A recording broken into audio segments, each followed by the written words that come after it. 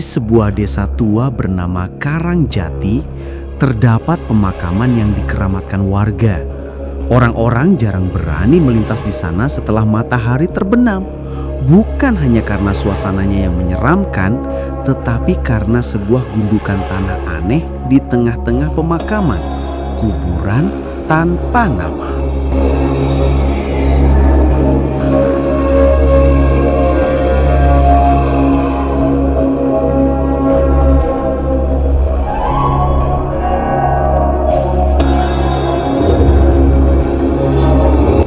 Tak ada nisan, tak ada tanda. Hanya gundukan basah yang selalu lembab.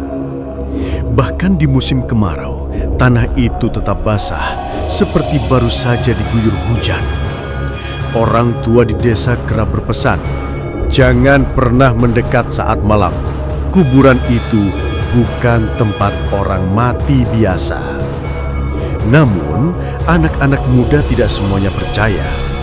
Salah satunya Raka, pemuda dari desa sebelah.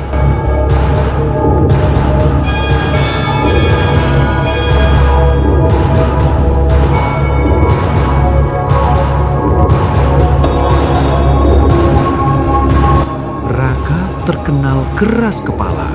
Ia sering menantang tahayul yang diyakini warga. Suatu malam, saat berkumpul di warung kopi, ia berkata, "Kalau kuburan itu memang angker, besok malam aku buktikan sendiri."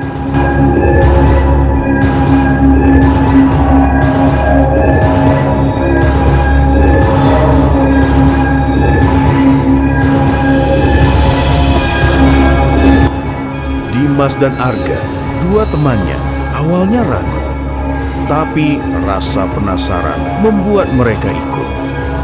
"Kalau cuma kuburan, apa sih yang ditakutin?"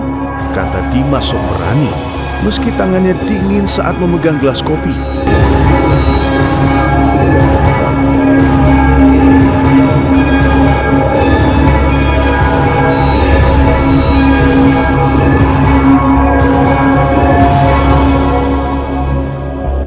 Keesokan malamnya, mereka bertiga membawa senter dan mendatangi pemakaman.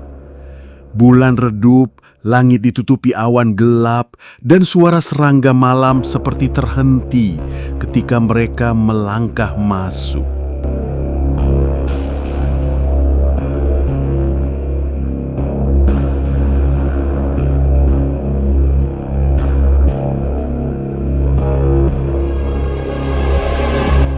Di hadapan mereka, gundukan tanah tanpa nama itu tampak lebih menyeramkan daripada cerita orang. Bau busuk samar tercium.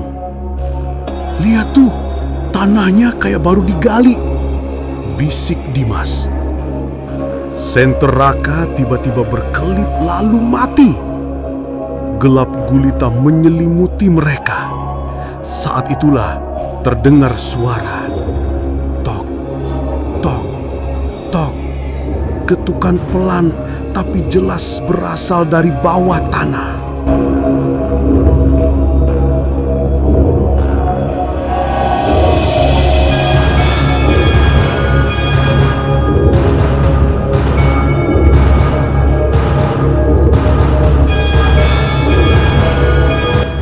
Tanah itu berguncang, retakan muncul, dan tiba-tiba tangan pucat penuh tanah menyembul keluar. Disusul sosok tubuh setengah membusuk yang merangkak keluar. "Kembalikan namaku." Suara parau itu menggema, membuat darah mereka membeku.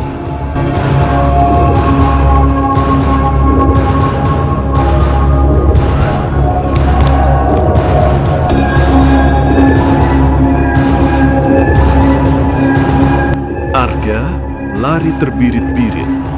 Raka terpaku, sementara Dimas menjerit. Terjatuh lalu diseret makhluk itu ke dalam gundukan tanah. Jeritannya menggema lalu hening. Kuburan menutup kembali seolah tak pernah terbuka. Raka berhasil kabur, tapi sejak malam itu lidahnya keluh. Ia hanya bisa menatap kosong, tak pernah bicara lagi.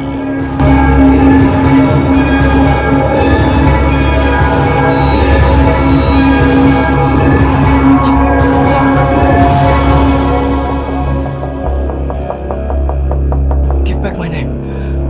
Arga selamat, tapi sejak malam itu, setiap malam Jumat Kliwon, ia mendengar suara ketukan di bawah ranjangnya. Tok, tok, tok. Dan kadang bisikan parau, kembalikan namaku.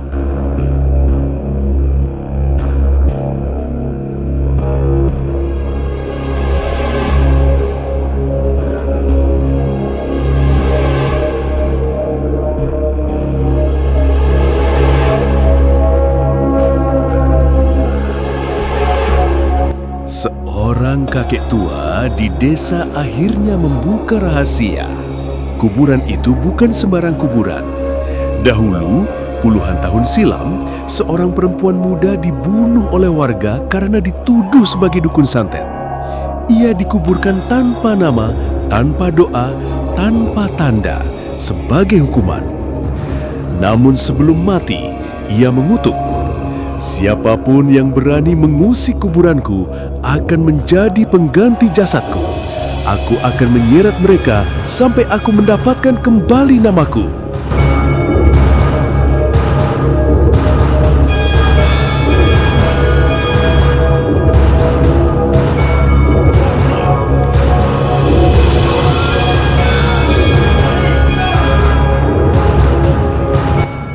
Arga mencoba mengabaikan suara ketukan itu.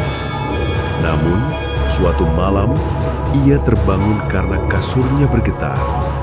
Saat menoleh, ia melihat tanah basah merembes keluar dari bawah ranjang. Dari tanah itu, tangan pucat yang sama muncul, meraih kakinya, menyeretnya perlahan. Arga menjerit, namun suaranya terputus ketika mulutnya ditutut oleh tangan dingin berbau busuk itu. Keesokan harinya, orang-orang hanya menemukan ranjang Arga kosong, basah oleh tanah dan darah.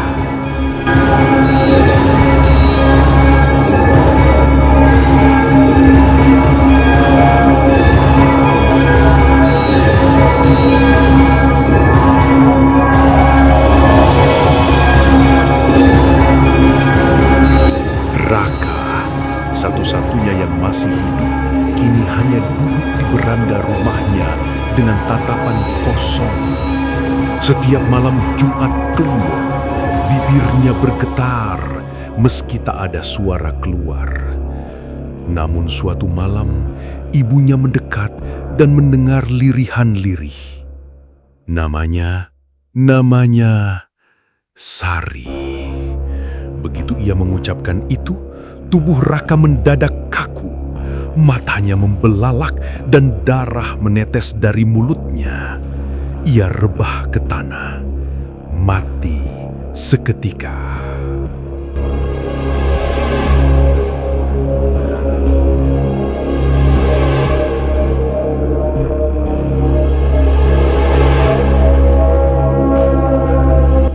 Di pemakaman Karangjati, kuburan tanpa nama itu kini berubah. Tanahnya kering dan sebuah nisan batu hitam berdiri tegak dengan ukiran samar. Sari tidak pernah tenang. Dan setiap malam, jeritan tetap terdengar dari sana, lebih nyaring dari sebelumnya. Sosok wanita tak dikenal melewati tempat itu dan menatap bantu nisan. Sari tidak pernah tenang. Siapakah sosok itu?